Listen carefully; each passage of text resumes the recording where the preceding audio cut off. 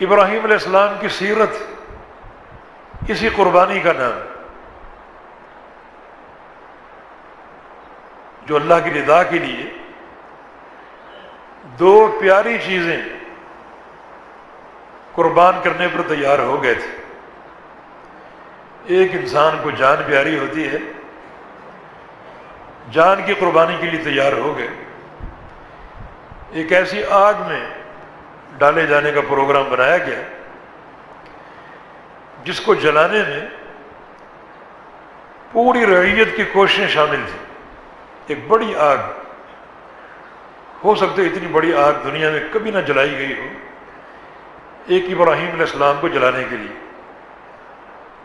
اور اس آگ میں جانے کے لیے تیار ہو گئے۔ یہ جان کی قربانی ہے، جان کا نذرانہ ہے۔ اللہ تعالی نے اپنے فضل اور اپنے حکم سے اس آگ کو ٹھنڈا کر دیا۔ یا نار کونی بردا وسلاما علی ابراہیم، اے آگ ٹھنڈی ہو جائے، اور ٹھنڈی اتنی نہ ہونا کہ ٹھنڈک نقصان دینے لگے، بلکہ ٹھنڈک میں سلامتی ہو، میرے ابراہیم کو کوئی نقصان نہ ہو، نہ حرارت کا اور نہ ٹھنڈا ہونے کے بعد کا۔ اللہ تعالی نے اپنے بندے کی حفاظت کی۔ یہ قربانی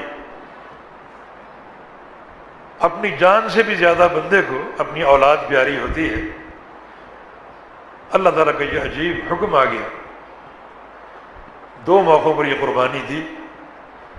بچہ پیدا ہوا اسماعیل علیہ السلام، تو آرڈر آ گیا کہ بچے اور اس کی والدہ کو ایک جنگل میں چھوڑو، جہاں آج مکہ شہر آباد ہے۔ اس وقت یہ جنگل بیابان تھا، نہ کوئی متنفس تھا اور نہ کوئی آبادی تھی۔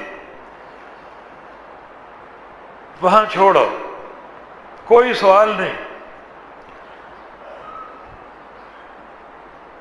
کہ ایسا کیوں کروں، کیا اس کی علت ہے اور کیا مصلحت اور حکمت ہے۔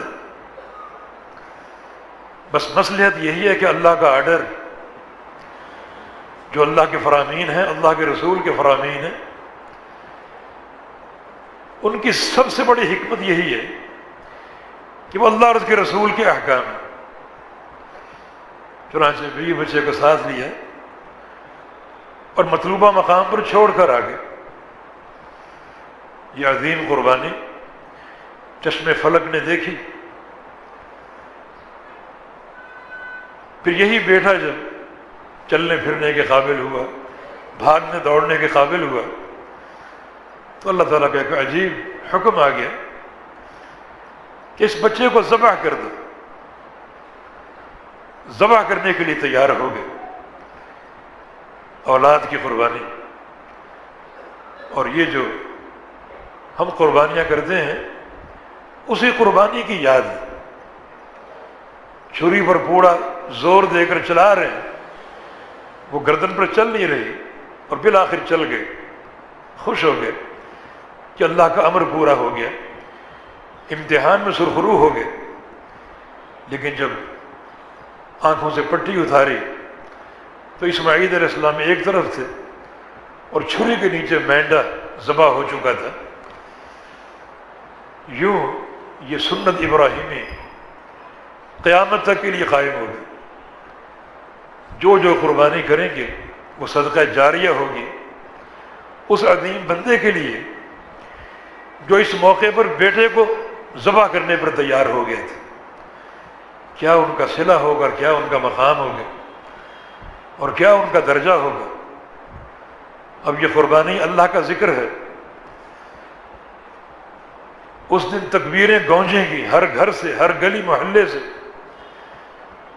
ہر شہر سے، ہر ملک سے، اور پوری کائنات سے اللہ کا ذکر بلند ہوگا، میرے پروردگار کی تکبیریں بلند ہوں گی۔